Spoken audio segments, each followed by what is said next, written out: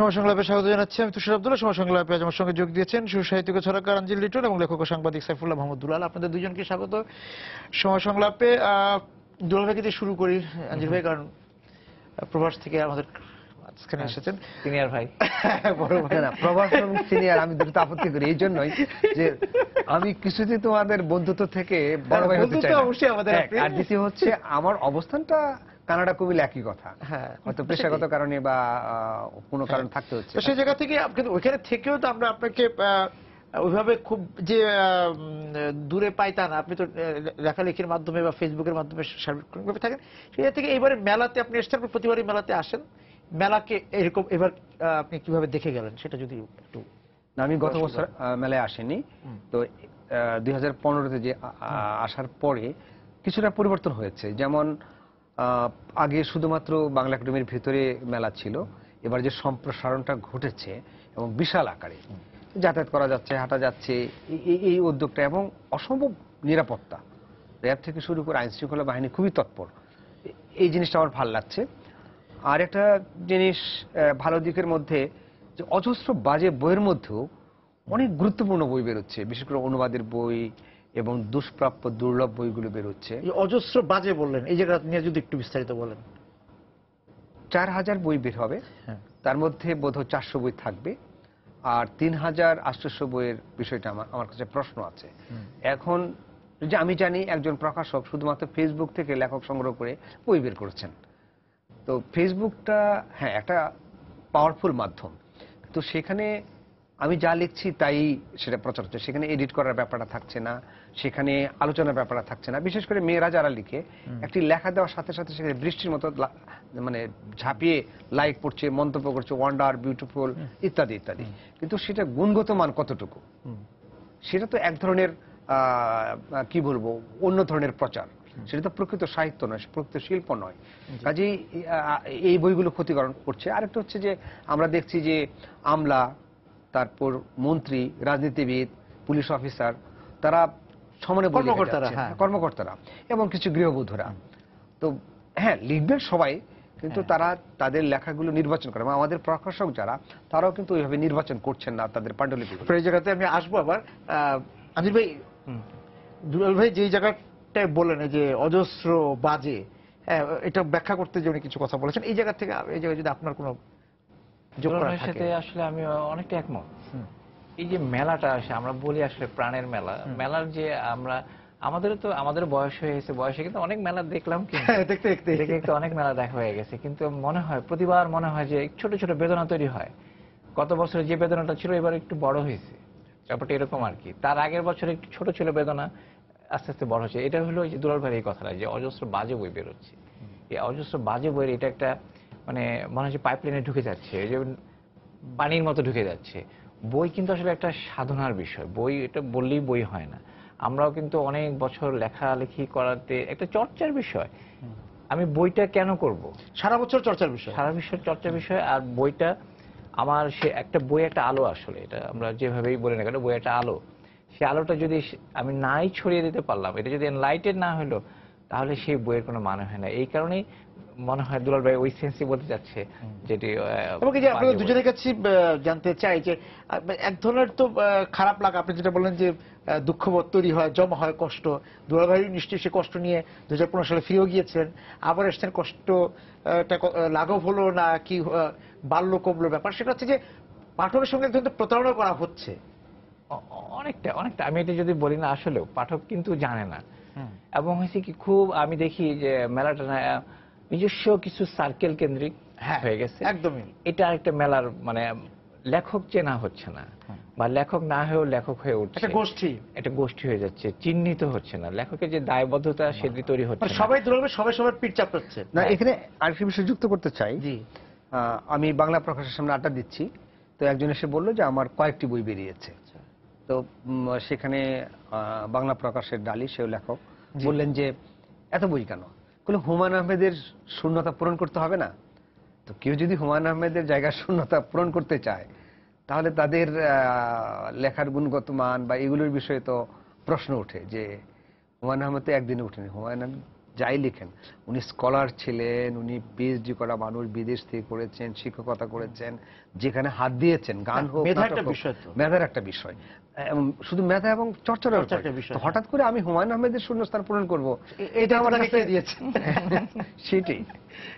না, এগুলো হলো কি, এই যে বোধের জায়গাটা তৈরি হয় নাই, কমিটমেন্টের জায়গাটা তৈরি হয় না। আমি মনে করি একজন লেখকের শুরুতে আগে কমিটমেন্টটা, আমি কে, আমি কি করব, কোথায় যাব, তারপরে আমি চর্চায় নামবো। এবং এই জায়গাতে আজিব ভাই, আমরা তো দুলাল ভাইকে জিজ্ঞাসা করতেই পারি যে উনি নিজেও তো একজন প্রকাশক। হ্যাঁ, তো প্রকাশকরা এখানে কি ভূমিকা রাখছে?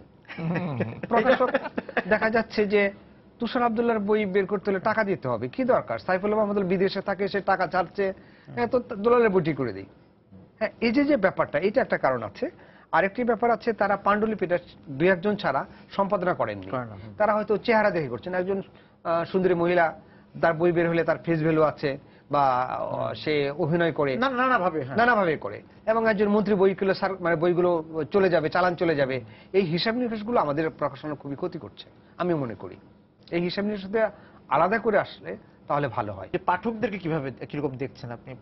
আপনি তো মানে ওই যেটা আজিফ ভাই বলছেন, আমরা বইমেলা দেখতে দেখতে তো বেলা পার হয়নি। হ্যাঁ, সেক্ষেত্রে পাঠক তো না, অনেক সচেতন পাঠক আছে। আচ্ছা, তারা এসে ভালো বইগুলো খোঁজেন, পত্রপত্রিকা দেখার পর রিভিউ করেন, নগণ্য সংখ্যক, এবং তারা একটা তালিকা তৈরি করেন। হয়তো 21-এর পরে যে কোন বইগুলো আমি কিনবো, তালিকা অনুযায়ী তারা বই কিনেন। খুব কম সংখ্যা, খুবই কম। আর কিছু কিছু আছে যে বইগুলো, ধরুন আমার একটি বই বের হলো, আমার একটি সার্কেল আসছে, আমি রাজনীতি করি, আমার দলের কর্মীরা সব বই নিয়ে গেল। এই যে একটা ভালো বই, আঞ্জিরের একটা ভালো বই, সেটা হয়তো 2 কপি গেল। এখন প্রকাশক দেখা যাচ্ছে যে এই বইটা যাচ্ছে, সেই বইটা যাচ্ছে না। এখানে পাঠকেরাও প্রতারিত হচ্ছে, আর পাঠকেরাও সৎ পাঠক না। লেখক প্রকাশকের মধ্যে যে অসততা আছে, সে হয়তো রাজনীতি, তার বড় ভাইকে, নেতাকে খুশি করার জন্য বইগুলো নিচ্ছে। এটা একটা খুবই বাজে দিক।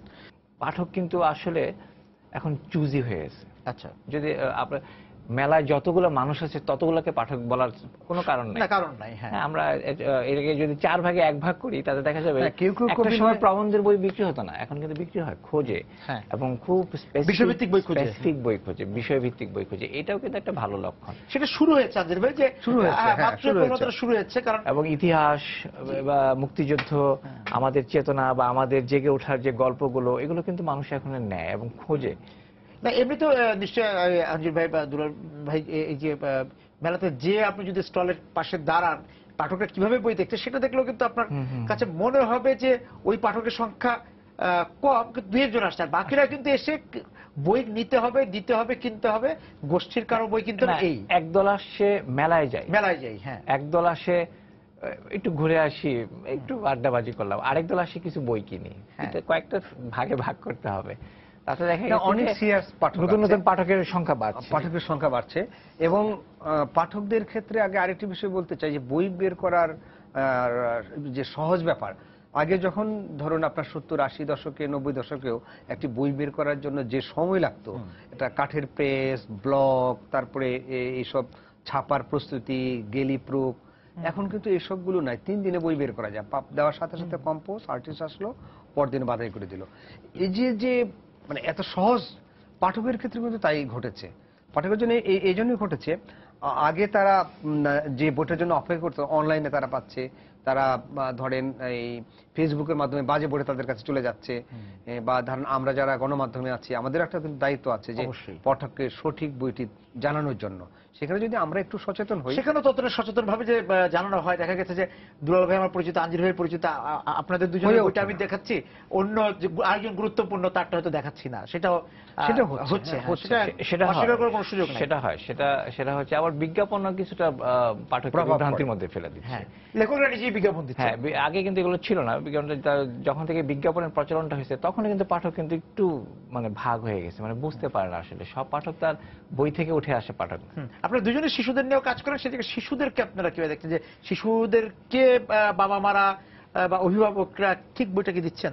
আমি মনে করি যে শিশুদের তো আসলে ওরা তো আসলে পছন্দ করতে পারে না, হয়তো ছবি দেখে এক ধরনের কি আছে। হ্যাঁ, তো এর জন্য আসলে মানে সচেতন অভিভাবক দরকার। এটা আমার খুব মনে হয় যে আমরা যখন ছোটবেলায় যেভাবে বড় হয়েছি, সেই বইগুলো এখনকার বাচ্চারা এখন পড়ে না। বা হয়তো তাদের বাবা মা তুলে দেওয়া হয় না। তুলে দেওয়া হয় না।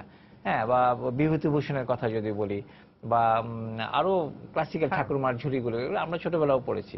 তো এখনকার বাবা মারা না খুব মানে পুরোনো দিনের সেই ক্লাসিক, তারপরে যেগুলো শিশুদের বেড়ে ওঠার গল্প, এইগুলো বাবা মার একটা শিবরামের বই অসচেতনতা। কিশোরদেরকে, হ্যাঁ আমি মনে করি অনেক যে উপদেশমূলক বই। শিশুদের বই কেনার জন্য বাবা মাকে সচেতন হতে হবে। দুলাল ভাই।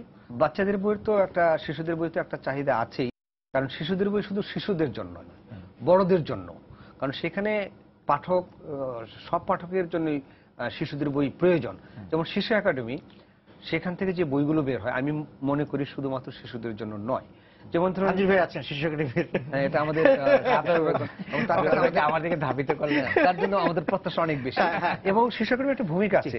আমার এই নাটকের বই বেরিয়েছিল বহু বছর আগে, আমি অনেক বেশি টাকা পেয়েছি, আমার মনে হয় হাইয়েস্ট সম্মানই পেয়েছি সেই বইটি থেকে, এবং একবার না, রিপ্রিন্ট হয়েছে, সাধারণ নাটকের বই কিন্তু।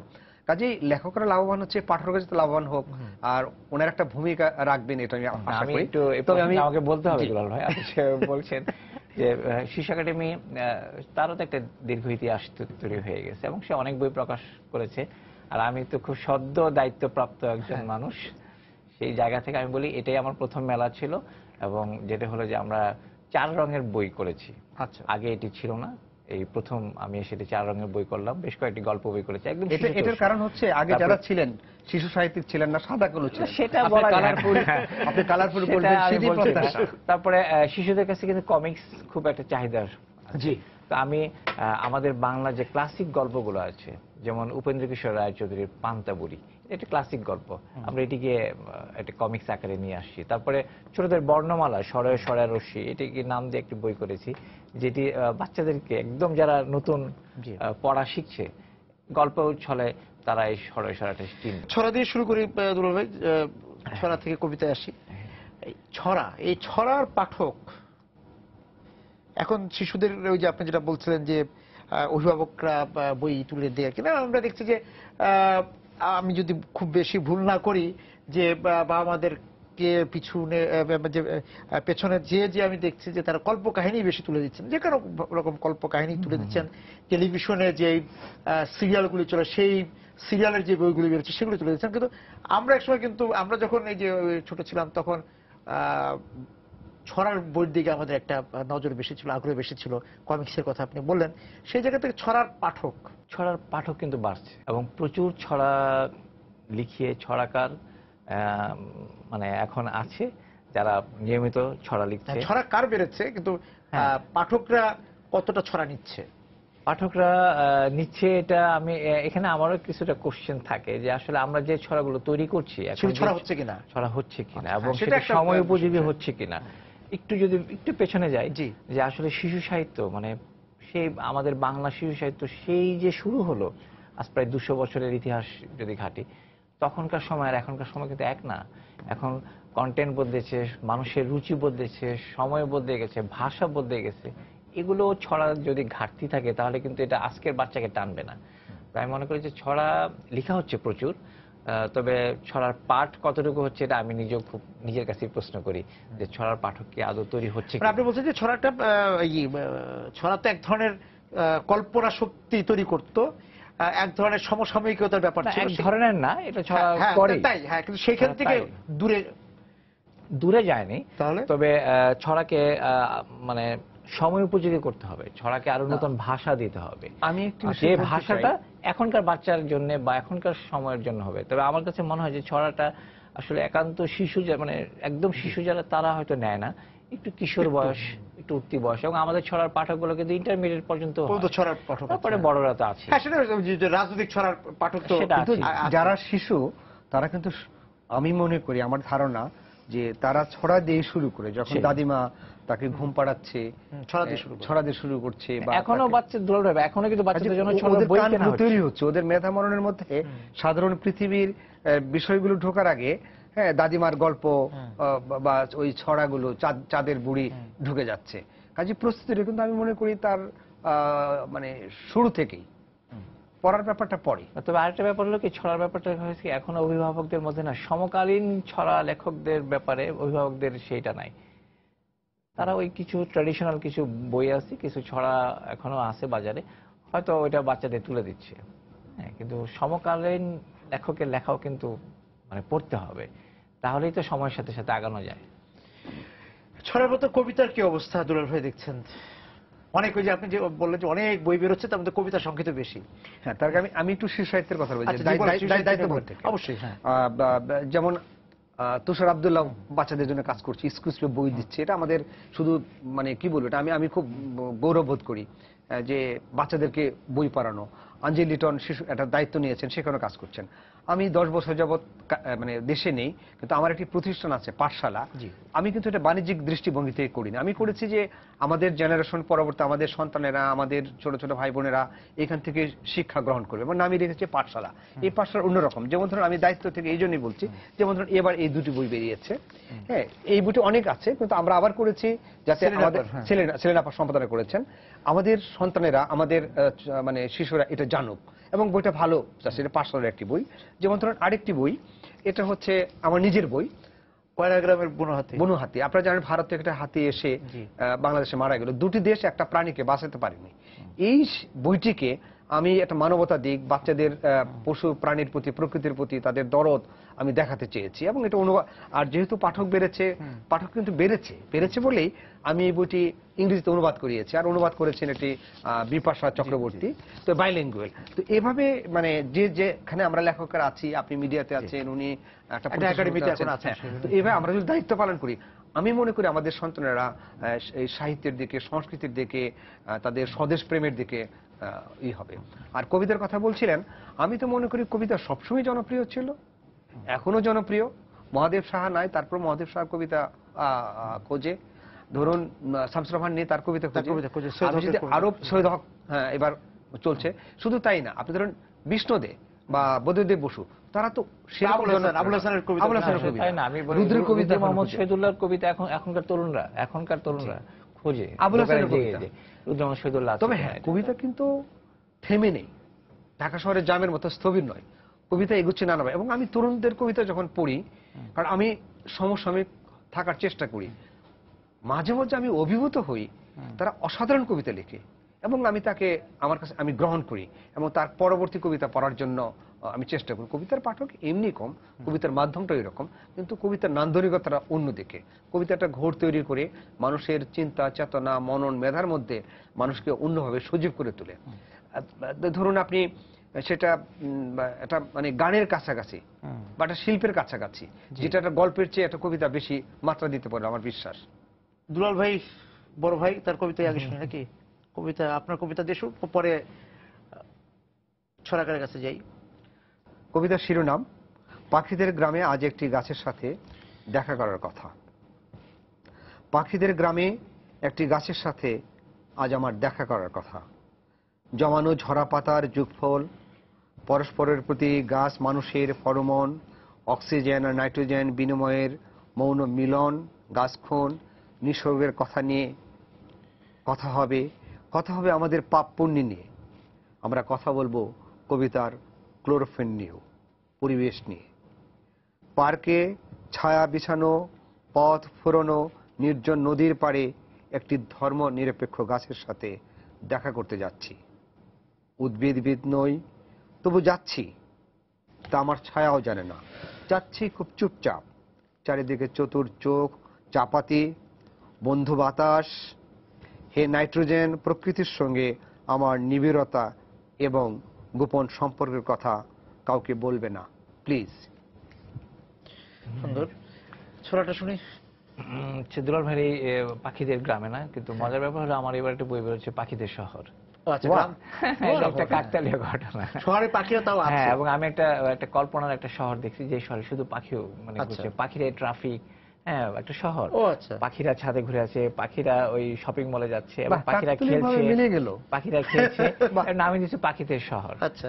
পথচারী পথ চলে হাঁটা বেশ, পথচারী পথ চলে হাঁটা বেশ, নাস্তার রুটি হলো আটা বেশ। বউ যদি খেপে যায়, হাজবেন্ড চেপে যায়, ঝগড়াটা শুরু হয় ঝাঁটা বেশ। গরিবের কপালটা ফাটা বেশ, মাছদের শরীরটা কাটা বেশ। ডিজিটাল যুগে এসে তরুণরা বলে হেসে, আমাদের প্রফেশন ডাটাবেস। ধন্যবাদ। বাহ বাহ। দুজনের পাখির বিষয়টা যদি আসলে যে একদম পাখির গ্রাম এবং পাখির শহর, সেখানে আমরা আরেকটু কথা বলতে পারি যে এই যে শিশুদের মধ্যে এই যে গ্রাম না দেখা, হ্যাঁ আপনি তো গ্রাম দেখেছেন বলে, বা আমরা যে শহরে বলেছি সেই শহরে পাখি ছিল, তো এখন এই যে শিশুরা কতটা আসলে শহরে গ্রামের সাথে দিতে পারে না, গ্রামেও যে সে আগের গ্রামকে ফিরে পায় না, সেগুলো এই যে লেখকরা তাদের লেখার মাধ্যমে যদি বইতে আনেন, সেখান থেকে হয়তো সেই স্বাদটা আমাদের শিশু কিশোররা নিতে পারে। কিন্তু সেই দায়িত্বটা আসলে কতটুকু পালন করা হচ্ছে? সেই দায়িত্বটা লেখকদেরও দায়িত্ব আছে। সেটাই লেখকরা আসলে আমার মনে হয় যে গদবাদা না লিখে একটু চুজি লেখালেখি, আমার মানে পাঠক কি চাচ্ছে, একটা বাচ্চা কিভাবে বড় হতে পারে, একটা ছোট্ট মানে শিশু, সে কিন্তু, আমার একটা অভিজ্ঞতার কথা বলি, যেমন আমি একটা বাচ্চাকে বলছিলাম যে তোমার প্রিয় ডাক কোনটা, সে বললো কি কোকিলের ডাক। তো সে বললো যে তাহলে দাও, সে কোকিলের ডাকলো, ছোট্ট বাচ্চা। তো কোকিল কিভাবে ওড়ে, বলে আমি তো কোকিল কখনো দেখিনি, যেন আমি কোকিলের পাখির মধ্যে উঠতে পারি না। এটা হলো ওর একটা ইমাজিনেশন, কিন্তু সে ওই যে গাছের ফাঁক দিয়ে গাছের আড়াল থেকে যে ডাকটা শুনে, সেটা কিন্তু সে নিয়েছে। কিন্তু তাকে পাখিও চেনাতে হবে, পাখি চেনাটাও কিন্তু একটা শিশুদের খুব দরকার। আমি একটু বলে নিই দুলাল ভাই, আমি এবার একটা বই লিখেছি, দোয়েলের ঘুরে বেড়ানো।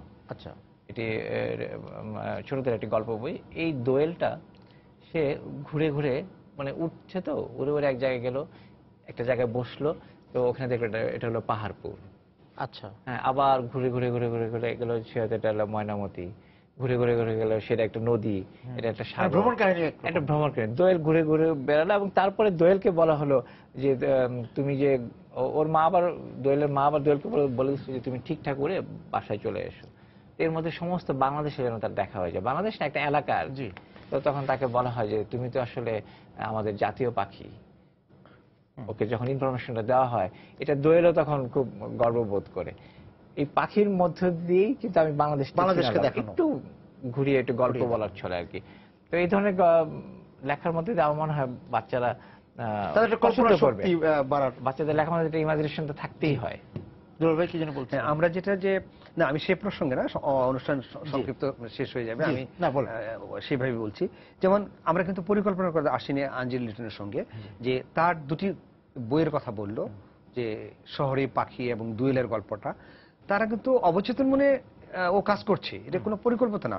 এবং আমার যে দুই বইটির কথা বললাম, হাতি এবং পাখি, আমি কিন্তু কোনো পরিকল্পনা করে করিনি যে আমাকে করতে হবে, কিন্তু আমরা কিন্তু অবচেতন মনে কাজ করছে পাখি বা গ্রাম, কিংবা সে হাতিটা যে হাতিটা চলে গেছে। হ্যাঁ, তো এইভাবে হয়তো যে ছেলেটি পড়বে তার ভিতর চেতনা করে যে হাতি একটা মানুষের মানে একটা বাঁচার অধিকার আছে তার, দুটি দেশ তাকে বাঁচাতে পারেনি। এই যে পরিবেশ, কিংবা মানে আমি গাছের সময় পাখিদের গ্রামে কেন যাব, মানে কূটনীতির বিষয়গুলো নানাভাবে আসছে, পাখিদের শহর কেন হবে।